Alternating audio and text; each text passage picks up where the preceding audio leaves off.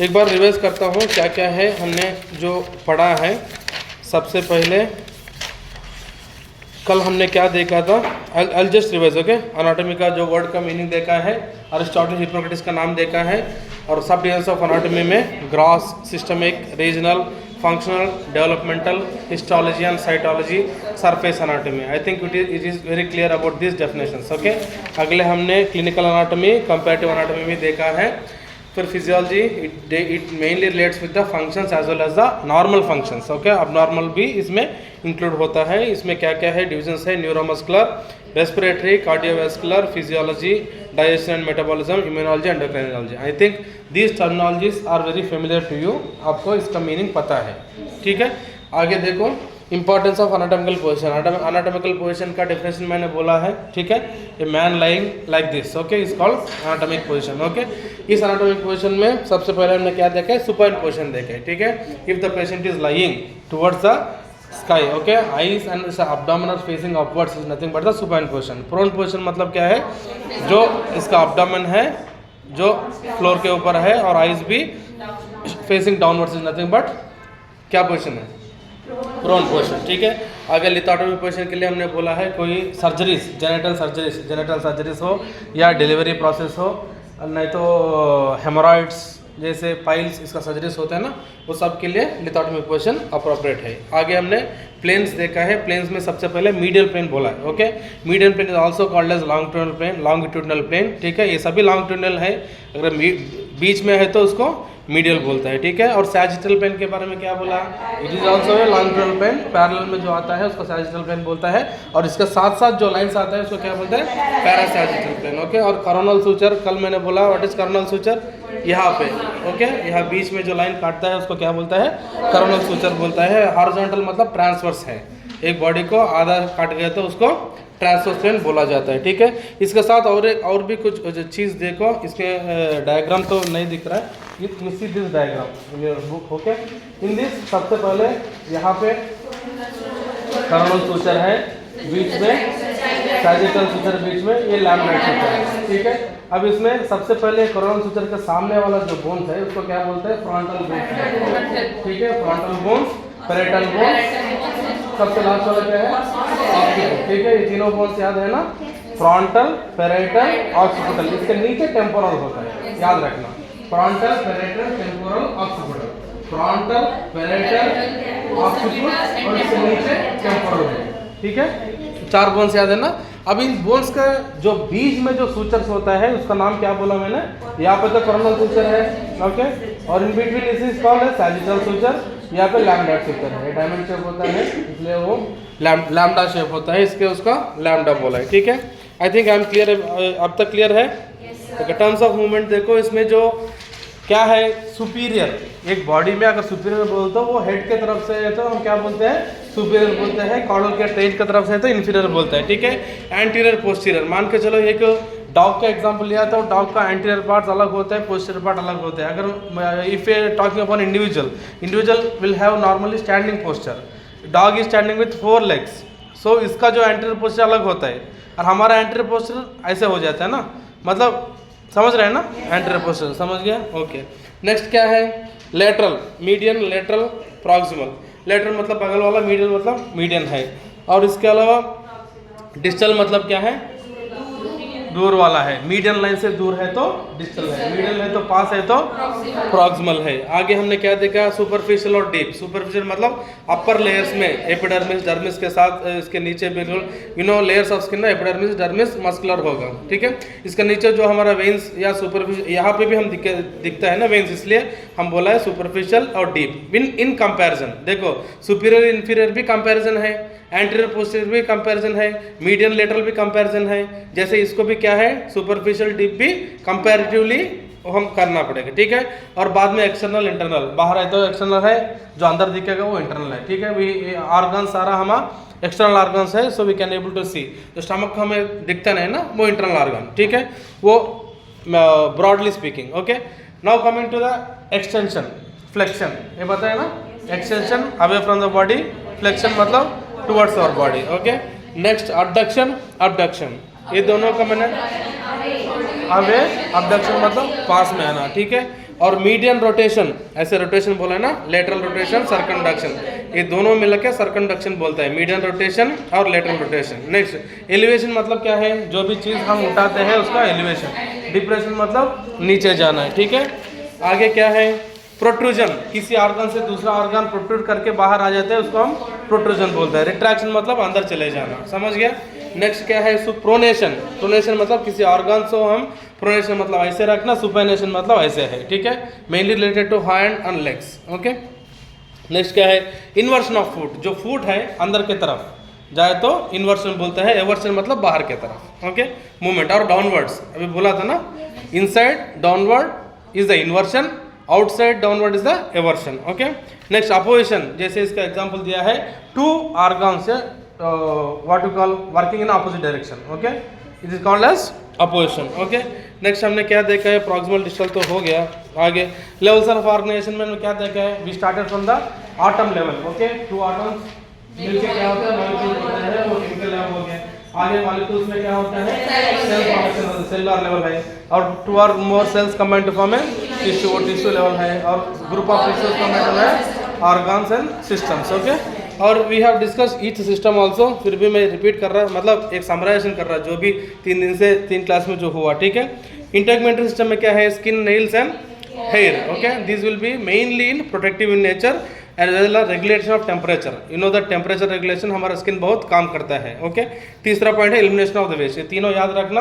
इंटेगुमेंटरी system में 3 functions है, एक एक्सक्रीटरी है, दूसरा प्रोटेक्शन है, और maintenance of the temperature, this is the conscious of integumentary. Next skeletal में क्या है, बोन्स होता है, जॉइंट्स होता है, एसोसिएटेड कार्टिलेज होता है, इसमें क्या करता है, support and protection of the body, helps in the body movements, okay. Next क्या है, मस्कुलर सिस्टम में we have lot of muscles, okay. ये मसल्स क्या काम करता है, स्मूथ मसल्स है, कार्डियक मसल्स, स्केलेटल मसल्स, ये भी मूवमेंट के लिए मदद करते हैं। और maintenance of the posture, muscles will help in the maintenance of the body posture and production of the heat, ठीक है, अगर जरूरत है तो हीट प्रोडक्शन करेगा, थर्मो रेगुलेशन बोल सकते हैं, ठीक है, क्योंकि गर्मी के टाइम पे हीट प्रोडक्शन तो नहीं होना, इसलिए हम क्या है, ड्रेस भी इसके हिसाब से पहनता है, winter dress, summer dress. Next क्या है, नर्वस सिस्टम, इसमें क्या है, brain, spinal cord, nerves and the sense organs, eyes, nose, ears, tongue and skin, ये सेंस ऑर्गन्स है। इसका जो मेन फंक्शन क्या है, regulation of the body activities and body's internal external environment by the nerve impulses, जैसे brain बोलता है, spinal cord और ब्रेन ऑर्डर देता है, इसके हिसाब से नर्व्स आके इनर्वेट करता है, इसके वो नर्वस सिस्टम को बैलेंस करता है, ओके। नेक्स्ट एंडोक्राइन सिस्टम के बारे में, इसमें कॉन्सेप्ट्स क्या है, hypothalamus, pituitary, thyroid, pineal, parathyroid, pancreas, ovaries and testis, adrenal glands and endocrine glands, okay. इसका मेनली फंक्शन क्या है, रिलीजिंग ऑफ हार्मोन्स, ठीक है। विदाउट हार्मोन्स हमारा बॉडी में कुछ भी काम नहीं होता है, ठीक है, और सुबह से लेकर शाम तक हमारा हार्मोन के ऊपर डिपेंड है, ठीक है। इवन हमारा मूड स्टेबलाइजिंग भी है, अगर मूड ऊपर हो गया या मूड डिप्रेशन हो गया, ये सभी क्या है, based on the effect of the hormones. Urinary system में कॉन्स्टेंट्स क्या है, किडनीज होगा, यूरेटर होगा, urinary bladder and urethra, okay, ये 4 है। इसका मेन काम क्या है, production, storage and elimination of the urine, okay. Second क्या है, regulation and volume and chemical composition of the body, you know we have lot of electrolytes in our body, okay, sodium, potassium, calcium, magnesium, ये सभी electrolytes होता है, उसको balance करना बहुत जरूरी है। ये बैलेंस कौन करेगा, ब्लड के प्यूरिफिकेशन किडनी करके, जितना हमें जरूरत है उतना सोडियम रख के बाहर एलिमिनेट करेगा। Maintenance of the acid base balance, मैंने बोला ना, ये क्या है, न्यूट्रलाइज करना है। ब्लड का पीएच है 7.34 एज पर दिस किताब, ठीक है, 7.2 7.3 चलेगा, ठीक है। उसको मेंटेन करने के लिए भी हमारा एक्सक्रीटरी सिस्टम बहुत अच्छा काम करेगा, ओके। आगे क्या है, कार्डियोवास्कुलर सिस्टम, इसमें हार्ट होगा, ब्लड वेसल्स होगा, ब्लड है, आर्टरीज एंड वेन्स, ओके।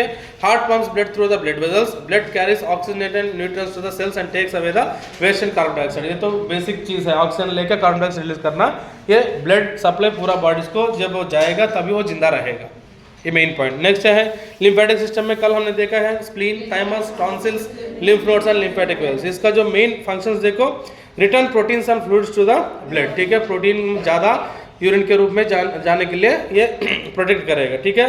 ये जो एक्स्ट्रा बैक्टीरिया है, टॉक्सिन्स है और फॉरेन बॉडीज को ये बाहर निकाल सकते हैं, एक तरीके से उसको इम्यूनिटी या एंटीबॉडी प्रोडक्शन कर देते हैं। और lymph is an important route for the intestine fat absorption, ठीक है। लिम्फ जो है फैट अब्जॉर्प्शन के लिए काम करेगा। और sites for maturation of the proliferation of the B cells and T cells, okay. B cells और टी सेल्स का प्रोलिफरेशन के लिए lymphatic system is the main point. Next come to respiratory system. इसमें क्या क्या होता है? फेरिंग्स होता है, लैरिंग्स होता है, ट्रैकिया, ब्रोंकी, लंग्स, ठीक है। इसमें अल्वियोलाई लास्ट में आता है, ठीक है। मेन फंक्शन क्या है इसका?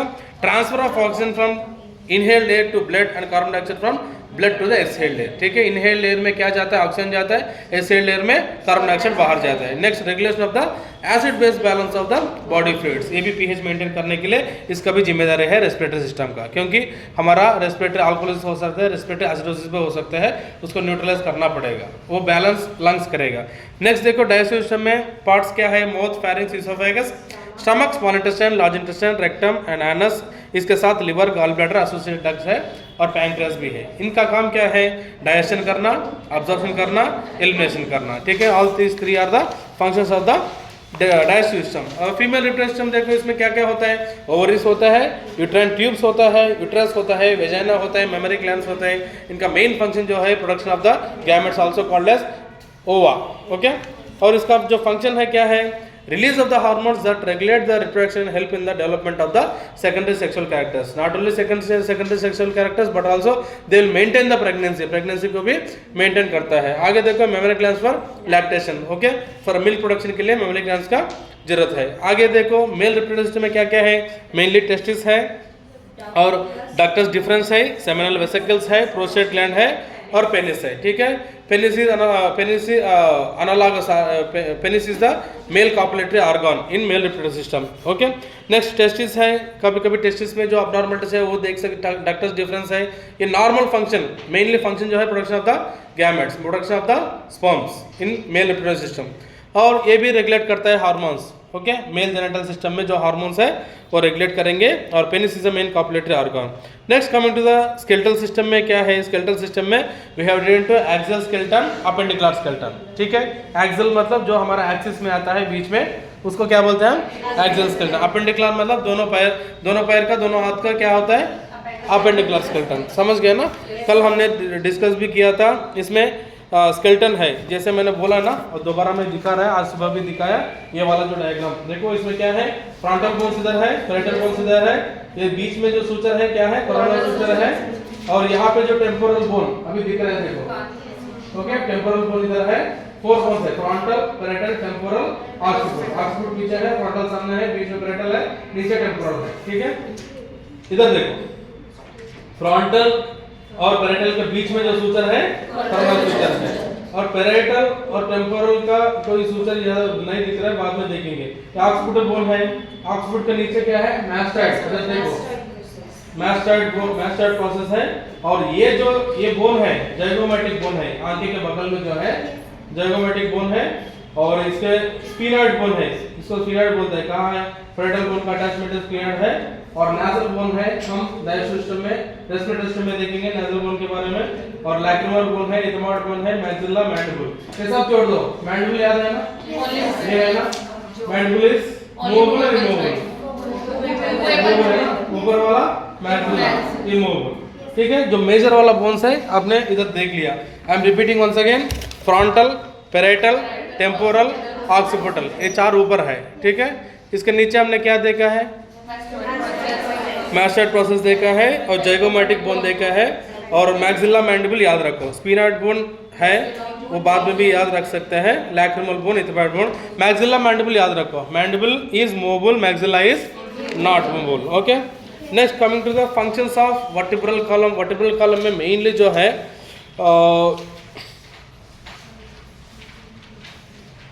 ये इसको अंडरलाइन करना, 24 मूवेबल वर्टिब्रे, जो मूवेबल वर्टिब्रे है 24 है, उसको एक बार अंडरलाइन करना। आगे देखो, यहाँ पे गर्डल्स है अपेंडिकुलर स्केलेटन में, शोल्डर गर्डिल बोलते हैं, ठीक है। Also called as pectoral girdle, okay. और नीचे पेल्विक गर्डिल होता है। What is girdle? जॉइंट, ठीक है। पेक्टोरल गर्डिल में क्या क्या, दोनों क्या क्या होता है? इसको क्या बोलते हैं? इस बोन को क्लैविकल। और पीछे क्लैविकल एंड स्कैपुला, ये दोनों मिला के क्या बोलता है? पेक्टोरल गर्डिल बोल सकते हैं, ठीक है। यहाँ पे देखो, क्लैविकल स्कैपुला, ठीक है। इसके बाद क्या है, इधर देखो ह्यूमरस, रेडियो अल्ना, इसके बाद metacarpals, carpals, phalanges, carpals, metacarpals, phalanges. Number याद है ना, कितना कितना है बताओ? 8, 5, 14, नीचे है तो 7, 5, 14, ओके। और टार्सल्स, मेटाकार्पल्स, फाइलेंजेस, ओके। इधर देखो मैं रिपीट कर रहा है, clavicle, scapula, humerus, radio ulna, ठीक है। इसके बाद 8 carpals, 5 metacarpals, 14 phalanges, okay. Pelvic girdle किस किस से फॉर्म हो जाता है? 2 innominated bones, hip bones and the sacrum, उसको भी अंडरलाइन करना। Pectoral girdle is found by the क्या क्या है? स्कैपुला एंड ये क्या है? क्लैविकल। क्लैविकल और स्कैपुला मिला के पेक्टोरल गर्डल है। और पेल्विक गर्डल किससे बनता है? 2 इनॉमिनेट बोन्स, एक हिप बोन है, एक सैक्रम है, दोनों से पेल्विक गर्डल बनता है। इसमें बोन्स क्या क्या आता है देखो, इलियम, इस्कियम, प्यूबिस, ये तीनों याद रखना। इलियम, इस्कियम, प्यूबिस, मेरे पीछे बोलो, ilium, okay. This 3 are the main जो लोअर बॉडी पार्ट में, ठीक है। आगे तो नॉर्मल है, फीमर तो बड़ा है बोन, फीमर, पटेला, आगे टिबियो, उसको अगर tibio, fibula, 7 tarsal bones, 5 metatarsals and 14 phalanges, okay. इस अभी ये अपेंडिकुलर स्केलेटन का यहाँ तक है। और फंक्शंस जो है क्या है? The bones, joints and muscles help in the voluntary movements of the body, okay. It protects delicate structures like blood vessels and nerves from the injury, ठीक है। जब मैं पहले भी बोला है, स्कल प्रोटेक्ट्स और अपर बॉडी पार्ट, मतलब जो ऊपर वाला हिस्सा है, जो मेन ऑर्गन्स है, eyes, nose, upper respiratory tract का जो प्रोटेक्शन करता है स्कल, ठीक है। और यहाँ पे क्या है हमारा? रिब्स है, रिब केज है, वो का क्या? लंग्स और हार्ट और जो थोरेसिक कैविटी को प्रोटेक्शन करने के लिए रिब केज है, ठीक है। सामने रिब केज है, पीछे वर्टिब्रल कॉलम भी सपोर्ट देते हैं, ठीक है। नाउ अभी देखते हैं हम कैविटीज ऑफ द बॉडी। कुछ कैविटीज है हमारा बॉडी में, जैसे आपने आपको पहले से बताया, thoracic cavity, abdominal cavity, pelvic cavity, 3 cavities of the body, okay. ऊपर वाला थोरेसिक कैविटी, ये ऊपर से देखो, cranial cavity, thoracic cavity, abdominal cavity, pelvic cavity, 4 cavities, मतलब 4 पार्ट्स बोल सकते हैं, cranial, thoracic, abdominal, pelvic, okay. बीच में एब्डोमिनो पेल्विक कैविटी भी रिका है, मतलब थोड़ा कुछ ऑर्गन्स उधर जाते हैं ना। एब्डोमिनल कैविटी में डायफ्राम है, डायफ्राम से थोड़ा, ठीक है। 4 याद रखना, cranial cavity, thoracic cavity, sequence में आओ, ठीक है। Cranial cavity, thoracic cavity, abdominal cavity, pelvic cavity, ठीक है।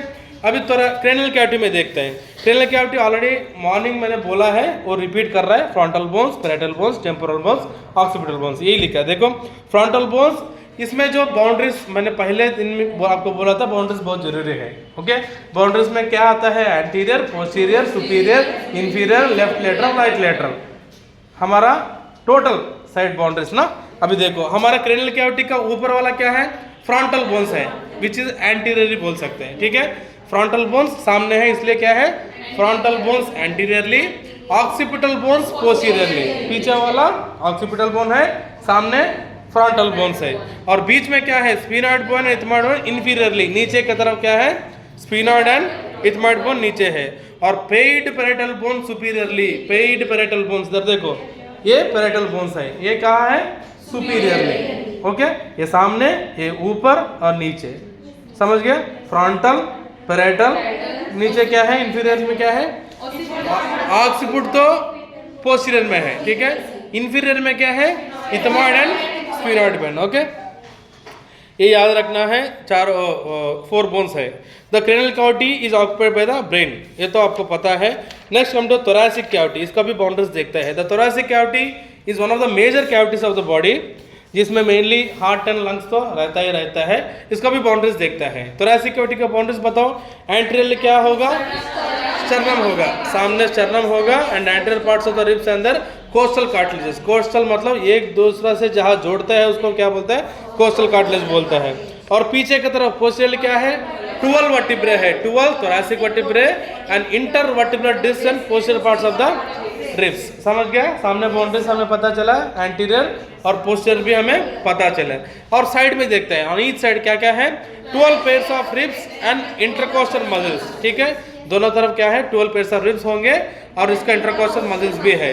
और सुपीरियरली देखो, नेक गर्दन तक होता है ना, इधर देखो, बस structure forming the root of the neck, inferiorly diaphragm होगा, ठीक है। I am repeating once again, cranial cavity में जो बाउंड्रीज है बोन्स बताया, ऑक्सीपिटल, पेराइटल, टेम्पोरल, इथमॉइड, ठीक है, वो बाउंड्रीज है। अभी आपका थोरैसिक कैविटी के बाउंड्रीज क्या है?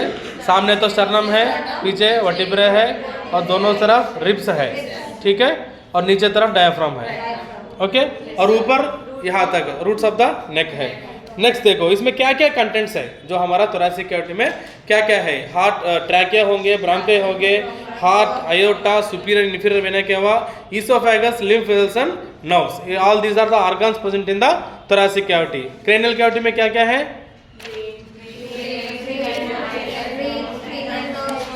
ठीक है, मेनली ब्रेन है, इसमें ज़्यादा अगर अंदर जाए तो सेरेब्रम, सेरेब्रल, मिडिल ऑर्गन सारा उसमें है। नेक्स्ट यहाँ नीचे देखो अब्डोमिनो पेल्विक कैविटी, ये जो मैंने बोला ना आपको सबसे पहले, वो एक्चुअली हमने अलग अलग देखा है, अब्डोमिनल कैविटी, पेल्विक कैविटी। फिर यहाँ पे क्या है, दोनों मिला के अब्डोमिनो पेल्विक कैविटी लिखा है। इसमें क्या है देखते हैं, ठीक है। देखो the abdomino pelvic cavity can divide into two regions, abdominal cavity and pelvic cavity. Abdominal cavity में क्या क्या है? It is the largest cavity of the body. आप मानते हो? Do you believe this abdominal cavity is the largest? Yes ना, क्योंकि ये तो इतना है, ये इतना है, ज्यादातर अब्डोमिनल कैविटी ऑक्यूपाई हो रहा है क्योंकि biggest portion of the body, okay. इसमें क्या है? For the purpose of description the abdominal cavity is divided into 9 regions by the 2 lateral vertical planes, ठीक है। फर्स्ट क्लास में मैंने बोला, अगर तो रिपीट करना है बताओ।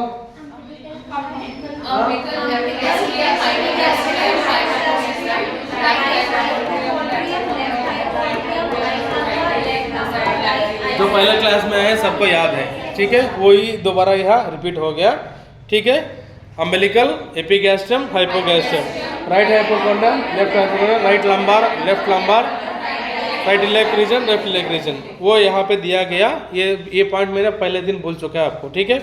आगे देखो नीचे क्या है, transpyloric plane of addition plane, ये सब बाद में देखेंगे। हमारा जो रेस्पिरेटरी सिस्टम, डाइजेस्टिव सिस्टम आता है ना, तब इसके बारे में ज़्यादा देखेंगे, सिर्फ क्वाड्रेंट्स याद रखो अभी, ठीक है। और नीचे देखो एप्लीकेशन पार्ट, देखो यहाँ पे एप्लीकेशन पार्ट दिया है। ये जो क्वाड्रेंट्स है, these regions are helpful clinically for describing the location of the plane, site and size of swelling, site of an incision, or for lactating of the viscera. Liver in the right hypochondrium, urinary bladder in the hypogastrium, etc. Some examples देखो इधर, left lower quadrant में क्या क्या है? Abdominal pain और science of peritonitis is located in the left lower quadrant, ठीक है। Left side lower quadrant में कभी कभी एब्डोमिनल पेन है तो वहाँ लोकेट कर सकते हैं, ठीक है। अगर पेरिटोनाइटिस है तो सबसे पहले याद रखना, आइटिस मतलब क्या है? आइटिस मतलब इन्फ्लेमेशन, एक्टमी मतलब रिमूवल, ठीक है। ऑटमी मतलब ओपनिंग, ये तीनों का डिफरेंस देख लो। आइटिस मतलब इन्फ्लेमेशन, ओके।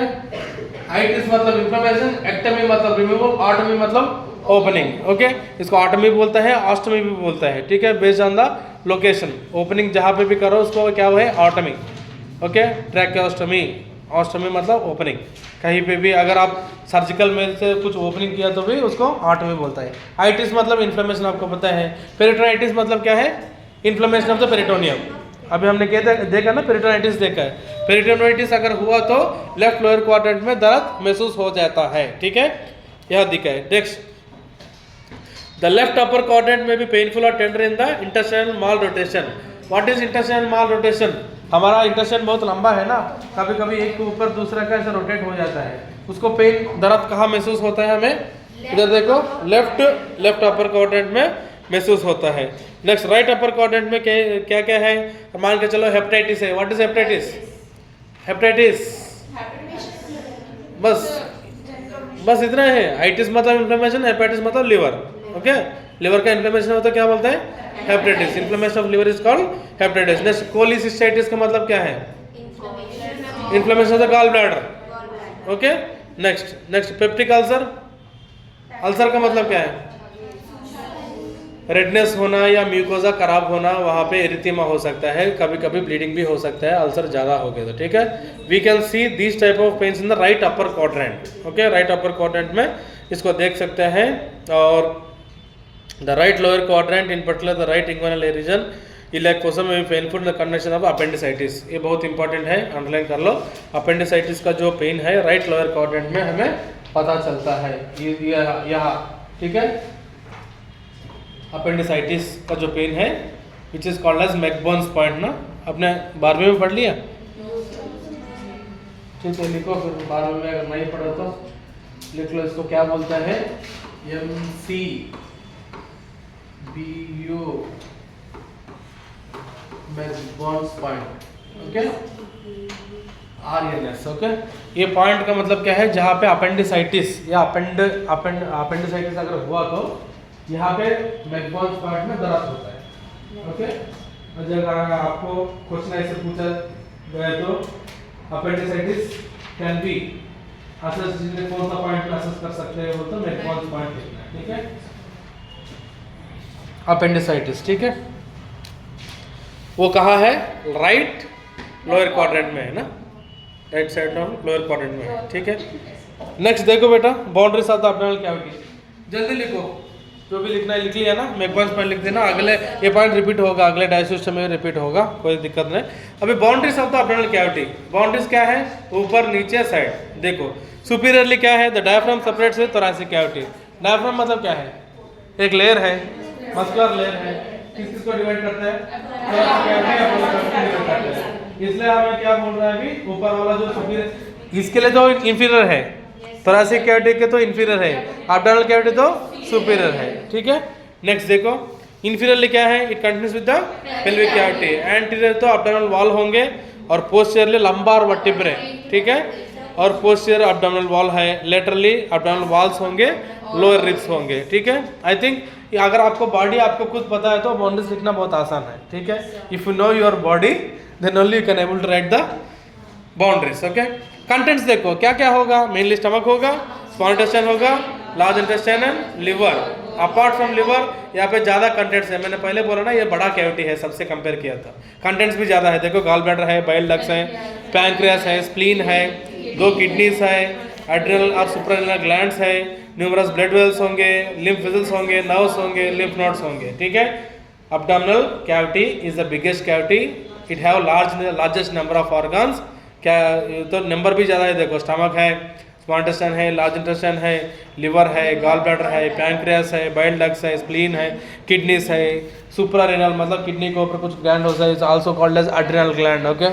और क्या है, न्यूमरस ब्लड वेल्स होता है, लिम्फ वेसल्स होता है, नर्व्स होता है, लिम्फ नोड्स होता है, ठीक है। अभी तो एब्डोमिनल कैविटी खत्म है, अभी नीचे चलते हैं, क्या है, पेल्विक कैविटी। इसमें मेनली क्या होता है, the pelvic cavity extends from lower end of the abdominal cavity. इसका बाउंड्रीज देखो क्या क्या है, सुपीरियरली तो एब्डोमिनल कैविटी हो गया, ठीक है, और नीचे क्या है, इन्फीरियरली पेल्विक फ्लोर होगा और प्यूबिक बोन्स होगा। अभी मैंने बोला क्या क्या बोन्स है, ilium, ischium, pubis will be forming the pelvic गड्डल।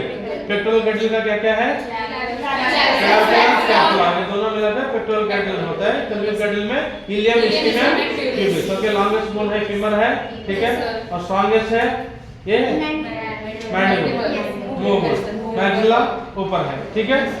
अभी क्या बोल रहे हैं, रिप्रोडक्टिव सिस्टम ना, इंफीरियरली पेल्विक बोन्स होता है, लेटरली हिप बोन्स होता है, लेफ्ट साइड और राइट साइड। इसमें कंटेंट्स देखियो क्या क्या होगा, यूरिनल ब्लैडर होगा mainly, okay, lower parts of the ureters, urethra, also sigmoid colon, rectum and anus. In males में प्रोस्टेट ग्लैंड भी इधर होता है, सेमिनल वेसिकल्स होता है, स्पर्मेटिक कॉर्ड्स होता है, vast difference, ejaculated ducts and urethra. Female में यूट्रस होंगे, यूट्राइन ट्यूब्स होंगे, ओवरीज होंगे एंड वेजिना होंगे। इसमें डायग्राम में आपको क्लियर कट दिखाया है, ठीक है। टुडे मेनली जो पुराना वाला जो टॉपिक है कल हमने आज डिस्कस किया, आज मेन जो फ्रेश टॉपिक क्या है, कैविटीज के बारे में डिस्कस किया ना। 4 कैविटीज है, क्या क्या है, cranial cavity, thoracic cavity, abdominal cavity, pelvic cavity. Cranial cavity में क्या क्या है, कंटेंट्स ऑफ ब्रेन है, बाउंड्रीज बताओ पहले, ऊपर वाला frontal, parietal, temporal, occipital, temporal, बीच में इथमॉइड बोन है, स्फीनॉइड बोन है और मैक्सिला मैंडिबल भी है, ठीक है। इसका बाउंड्रीज है, इसका कंटेंट्स ब्रेन है। और ये थोरैसिक कैविटी में ये रिब्स है, फ्लोर प्लेट्स और रिब्स हमारे पास रहता है, सामने रिब्स होंगे, पीछे वर्टिब्रल कॉलम होंगे, साइड में भी रिब्स प्रोटेक्ट करेगा, ठीक है। इसमें जो मेन ऑर्गन्स है हार्ट एंड लंग्स इससे एसोसिएटेड, ओके। आगे एब्डोमिनल कैविटी में सबसे बड़ा कैविटी है स्टमक, इंटेस्टाइन, स्प्लीन, लिवर, ये सभी अप डाउन कंटेंट है। इसका बाउंड्रीज क्या है? ऊपर डायफ्राम है, नीचे तो पेल्विक फ्लोर है, और अगल बगल में क्या है? अप डाउन वॉल्स है, ठीक है। और नीचे सबसे लास्ट कैविटी क्या है? पेल्विक कैविटी में इलियम स्टम ट्यूब्यूल्स है, तो पेल्विक कैविटी बोन बनता है, और इसमें मेल रिप्रोडक्टिव ऑर्गन, फीमेल है तो फीमेल रिप्रोडक्टिव ऑर्गन, उरेथ्रा, यूट्रस, फिर ब्लैडर, एनस, सब कुछ इसमें रहेगा, मेनली जो कैविटीज है, ठीक है। नाउ ये चैप्टर 1 में लास्ट टॉपिक है, इसमें क्या बोलते हैं? Composition of the body. हमारा बॉडी में क्या कंपोजिशन है, ठीक है, वो हम देख के क्लोज करने के लिए कोशिश करूंगा। अभी सिर्फ 30 मिनट ही हुआ क्लास, टाइम है अभी मेरे लिए, आगे चलते हैं। Composition of the body. Body में क्या क्या है? 2 पार्ट्स है normally, ICF and ECF। What is ICF? Intracellular fluid, extracellular fluid, ठीक है। सेल में जो फ्लूइड है उसको इंट्रासेलुलर फ्लूइड बोलता है, सेल का जो बाहर है एक्स्ट्रासेलुलर फ्लूइड। और इंट्रासेलुलर फ्लूइड का कंपोजिशन कितना है? देखो 40%, it is from the 2/3। ICF is the 2/3, okay, and ECF 1/3 होता है, ठीक है। टोटल बॉडी में इंट्रासेलुलर फ्लूइड, एक्स्ट्रासेलुलर फ्लूइड है 2/3 का ICF है, 1/3 का ECF है। देखते हैं अभी इंट्रासेलुलर फ्लूइड, मान के चलो अगर 36 लीटर हमारे पास बॉडी में फ्लूइड है अप्रोक्सीमेटली 36 लीटर है, तो ICF ECF देखो यहाँ पे ICF इंट्रासेलुलर फ्लूइड, ICF मतलब इंट्रासेलुलर फ्लूइड, ठीक है। इंट्रासेलुलर फ्लूइड 24 लीटर्स, ज्यादा हो गया ना, इसमें कितना बचा है? 12 लीटर बच गया, ओके। तो in total of 36 litres, 24 litres is the extracellular fluid and 12 litres is the extracellular fluid, ठीक है। इस एक्स्ट्रासेलुलर फ्लूइड में और भी क्लासिफिकेशन है, देखो इंट्रावैस्कुलर जो ब्लड वेल्स में जाता है वो 3 लीटर है, एक्स्ट्रावैस्कुलर है 9 लीटर्स है, ठीक है। और इंट्रावैस्कुलर में आरबीसी और प्लाज्मा ये दोनों आता है। एक्स्ट्रावैस्कुलर में अराउंड द आरबीसी, और इसको क्या बोलता है? इंटरस्टिशियल फ्लूइड बोलता है। और बगल में जो जॉइंट्स और प्लूरल कैविटी, पेरिकार्डियल कैविटी, इसमें जो फ्लूइड होता है इसको क्या बोलते हैं? Transcellular fluid. I am repeating once again, हमारा बॉडी में टोटल जो average 60% of the total body weight is water. आपको पता है ना, अगर 100 किलो है तो 60% of the body weight is water. इसमें क्या होता है? 8% प्रोटीन्स है, 15% फैट है, 7% मिनरल्स है। 8, 7, 15 याद रखना, ठीक है। टोटल बॉडी में 60% वाटर ही है, और ये 60% वाटर में क्या क्या है? फैट्स, कार्बोहाइड्रेट्स एंड मिनरल्स है, ठीक है। फैट्स कितना है? 15% ऑफ फैट है, प्रोटीन 8% है, 7% मिनरल्स है, ओके। ज़्यादा क्या है? फैटी है, 15% फैट है, 8% प्रोटीन है, 7% मिनरल्स है। द बॉडी वाटर में 2 भाग है, ICF एंड ECF। ICF कितना परसेंटेज है?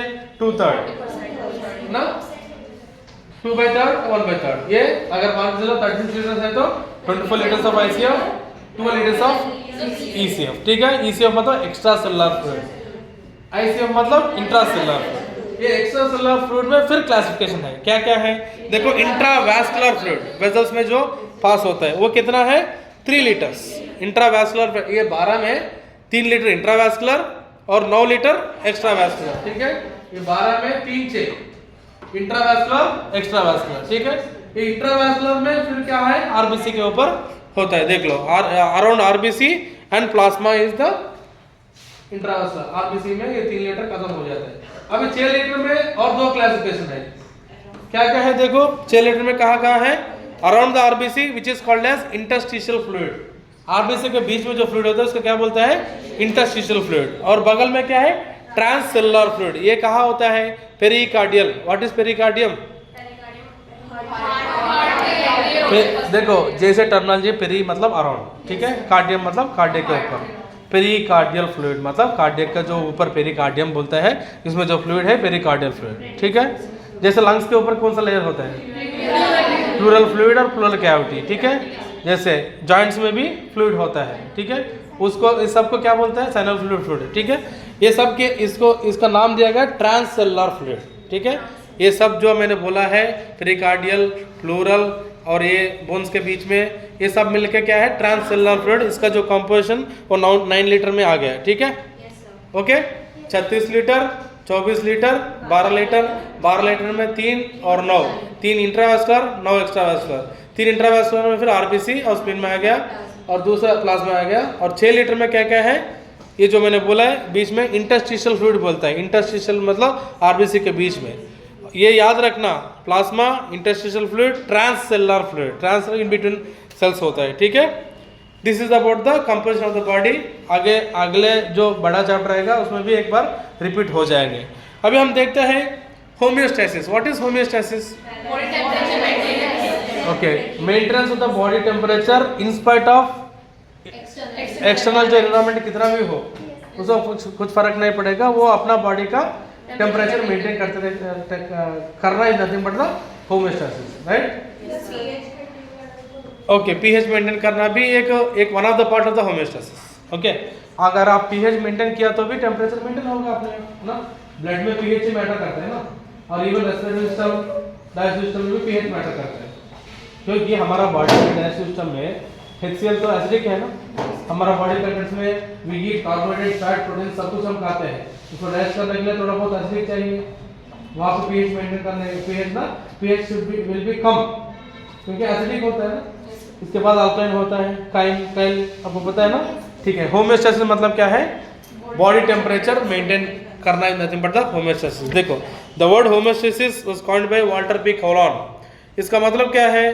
Constant internal environment in the body which remains within certain physiological range. Okay, the concept of homeostasis from the basis of the physiology because it explains. ये सारा छोड़ दो, सिर्फ याद रखना temperature maintain करना है। ओके, बाहर का टेम्परेचर कितना भी हो, हमारा बॉडी टेम्परेचर को रेगुलेट करेंगे is nothing but the homeostasis. इसमें कंपोनेंट्स देखो, रिसेप्टर्स होंगे, कंट्रोल सेक्टर होंगे, इफेक्टर्स होंगे। What are receptors?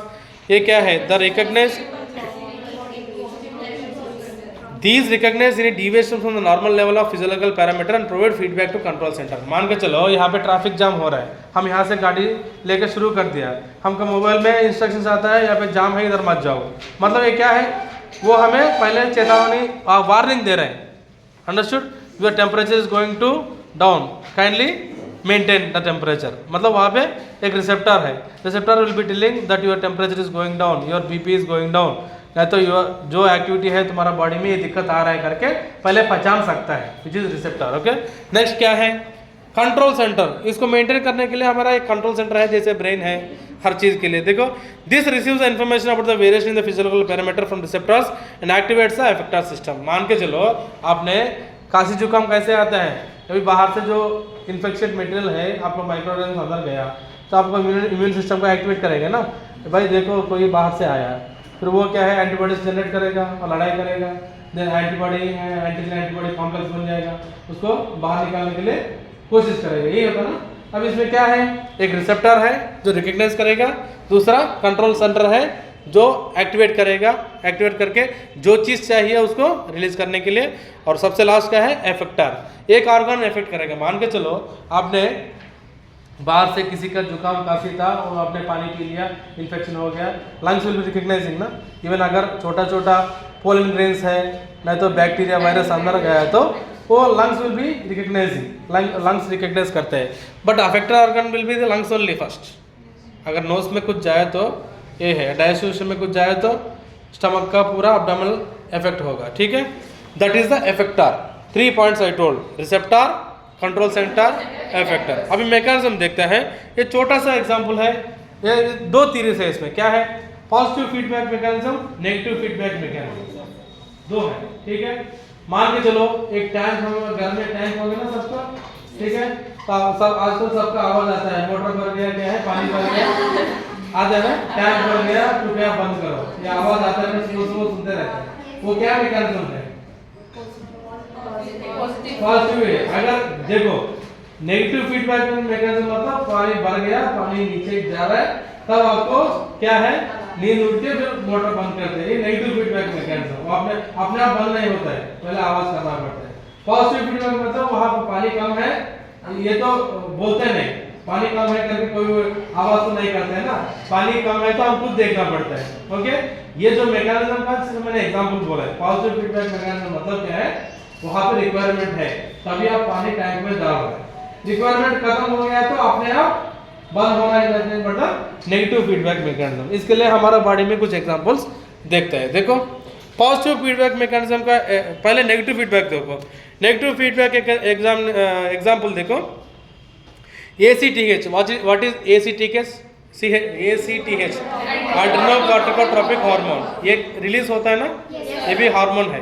ये नेगेटिव फीडबैक मैकेनिज्म से रिलीज होता है। अगर यहाँ पे ज़्यादा है तो बंद होना। देखो, most of the homeostatic mechanism in the body function through negative feedback mechanism. For example, adrenocorticotropic hormone and corticosteroids.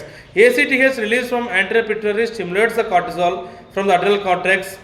The increase in the blood cortisol level inhibits secretion of the ACTH. ठीक है, हमारा adrenocorticotropic hormone will secrete the cortisol to the blood.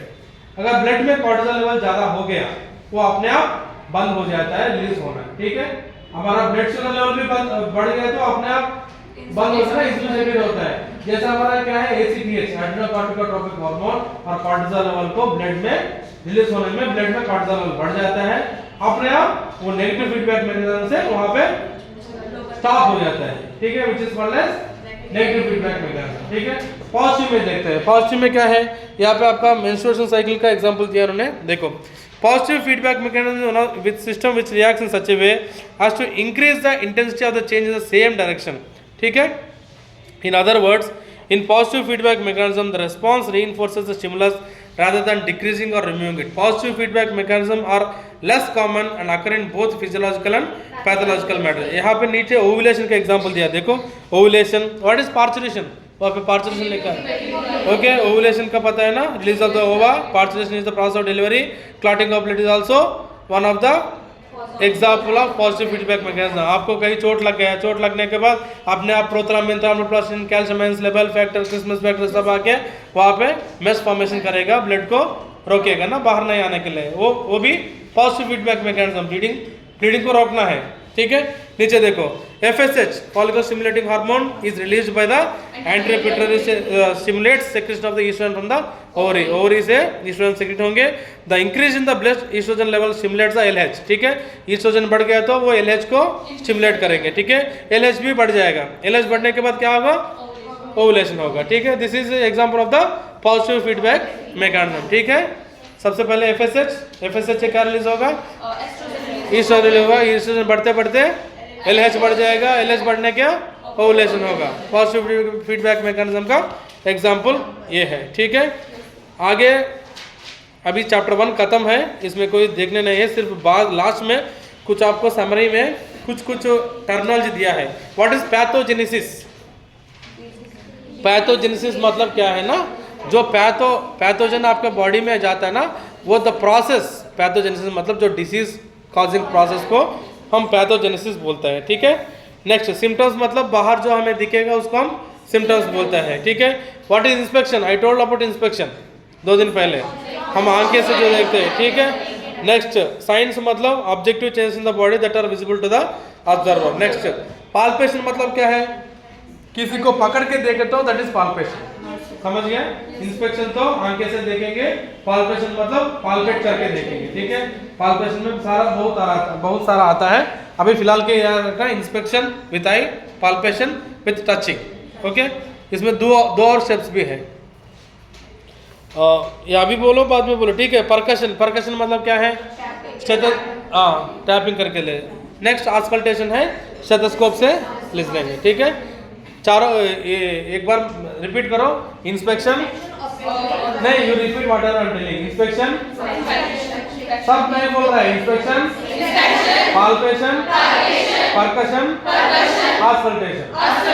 Okay, these 4 are the steps. याद रखना, inspection मतलब जो आंखें से देखेंगे, पाल्पेशन मतलब पकड़ के देखेंगे, परकशन मतलब, ऑस्कल्टेशन मतलब स्टेथोस्कोप से सुनेंगे। ठीक है, ये चारों हो गया। और नीचे देखो, कॉम्प्लिकेशन मतलब जो भी डिसीज आने के बाद जो आता है उसको कॉम्प्लिकेशन बोलता है। प्रोग्नोसिस मतलब जो डिसीज का आउटकम। ठीक है, और अक्यूट क्रॉनिक का डिफरेंस आपको पता है ना। अक्यूट मतलब एकदम से आता है, क्रॉनिक मतलब धीरे धीरे। और नोसोकोमियल डिसीज, ये भी याद रखना। व्हाट इज नोसोकोमियल डिसीज मतलब hospital acquired infection is called as nosocomial infection. ठीक है, hospital nosocomial infection is nothing but hospital acquired infection. Hospital premises में जो डिजीज आता है उसको क्या बोलते हैं हम, नोसोकोमियल इन्फेक्शन बोलते हैं। ठीक है, आगे सिंड्रोम मतलब ग्रुप है। ओके हाँ, with this I have completed chapter 1। इसमें कोई डाउट्स है? चैप्टर जाओ, चलते हैं, कुछ इंटरेक्शन करके निकलते हैं बेटा।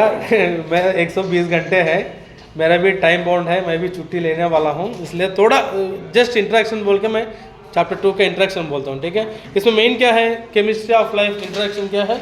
Introduction to chemistry of life. Mainly जो हमारा फूड कंटेंट्स में क्या क्या होता है, कार्बोहाइड्रेट्स, प्रोटीन, फैट। आपको नॉलेज है 1 किलो कैलोरीज कितना, 1 ग्राम ऑफ क्या बोलते हैं 1 किलो, हाँ 4 kilo calories, 4 kilo calories, 9 kilo calories energy yielding. 1 gram of protein yields 4 kilo calories of energy, right. 1 gram of 4 grams of क्या बोलते हैं, ठीक है। देखते हैं, आगे देखते हैं। सबसे पहले हमारा बॉडी को क्या क्या चाहिए, न्यूट्रिशन चाहिए। न्यूट्रिशन में कार्बोहाइड्रेट्स, प्रोटीन्स एंड फैट्स, ठीक है। एक बार देखो, अभी मैंने पहले बोला है आईसीएफ ईसीएफ के बारे में, आगे देखो। All living beings are made up of chemical substances which are metabolised constantly, ठीक है। इसमें क्या क्या होता है, 60% of our body weight is composed of water. इससे पहले भी बोला मैंने 60% वाटर होता है, जिसमें ईसीएफ है, आईसीएफ है। 36 लीटर में 24 लीटर उधर गया, 12 लीटर में आईसीएफ है, 12 लीटर में फिर क्लासिफिकेशन भी बोला है, इंटरस्टिशियल फ्लूइड है और ट्रांसस्टिशियल फ्लूइड है, ये सब मैंने बोला है, ठीक है। ये देखो यहाँ पे दोबारा रिपीट हो गया, उसको छोड़ो, सीधा फंक्शंस ऑफ वाटर में जाओ। हमारा पानी लेना का क्या, क्यों लेना है हमें पानी बॉडी में, क्या करता है, ठीक है। देखो an on average adult consumes of transportation of essential nutrients, ठीक है। पानी किस लिए चाहिए, सबसे पहले ट्रांसपोर्टेशन के लिए चाहिए, दूसरा एलिमिनेशन के लिए चाहिए, next temperature regulation by the mechanism of sweating, okay. आगे protection of the eye, nose and oral mucosa, next prevents constipation, maintains fluidity of the body, lubrication of joints, ठीक है। I am repeating once again, और एक बार देखो, functions of water, transportation सबसे पहले, elimination of waste, next temperature regulation, eye का nose का protection करना, mucosa, prevents of constipation, constipation पता है ना, नेक्स्ट है maintains fluidity of blood, next lubrication of joints, ठीक है। अभी ये देखो कार्बोहाइड्रेट्स के बारे में देखें तो हमारा जो डाइट में लगभग 55 to 65% of carbohydrates will take, ठीक है। ये minimum of 100 grams of carbohydrate required per day, एक दिन के लिए कम से कम 100 ग्राम का कार्बोहाइड्रेट आपको लेना जरूरी है, ठीक है। आगे देखो 1 kilo calorie is equal to 4.184 kilo joules है, ठीक है। 1 gram of carbohydrate yields 4 kilo calories of energy, उसको अंडरलाइन करना इंपॉर्टेंट है, ठीक है। 1 gram of carbohydrate yields 4 kilo calories of energy. ऐसे इसको भी याद रखना, 1 gram of protein also yields 4 kilo calories of energy and 1 gram of fat yields 9 kilo calories of energy, okay. ये तीनों याद रखना, carbohydrates, proteins and fats, 4 4 9। 1 gram of protein 4 kilo calories, 1 gram of carbohydrates 4 kilo calories, 1 gram of fat 9 kilo calories of energy release करेगा, ठीक है। और हमें कितना चाहिए हर दिन का कार्बोहाइड्रेट, कम से कम 100 ग्राम होना चाहिए। अभी इसका एप्लीकेशन पार्ट देखो बेटा, 2 एप्लीकेशन पार्ट दिखा है, सबसे पहले डिहाइड्रेशन और दूसरा वाटर इंटॉक्सिकेशन। क्या हो सकता है, डिहाइड्रेशन का मतलब क्या है, पानी कम होना, ठीक है। कब कब होता है, कभी हमारा डायरिया हो गया, पानी सारा यूरिन में चले गया, नहीं तो फीकस में चले गया, तब हमारा बॉडी वाटर डेफिसिट होता है। Water deficit is nothing but the dehydration, okay. उसमें उसके लिए क्या है, fluid intake should be increase, ORS पिलाने के लिए बोलते हैं ना डिहाइड्रेशन के टाइम पे। और दूसरा इशू ये है कि because of the failure of the kidney क्या हो सकता है, डिहाइड्रेशन के बाद छोड़ दो, ओवरहाइड्रेशन, ज्यादा होना है, कम होना एक डिजीज है, ज्यादा होना भी एक डिजीज है। ज्यादा कब होता है, अगर हमारा किडनी काम नहीं किया। किडनी कब काम नहीं करता है, उसका कोई डिजीज है, फिल्ट्रेशन नहीं करता है और पानी कहाँ जाएगा, बॉडी में इकट्ठा हो गया, which is called as water intoxicity, water इंटॉक्सिसिटी।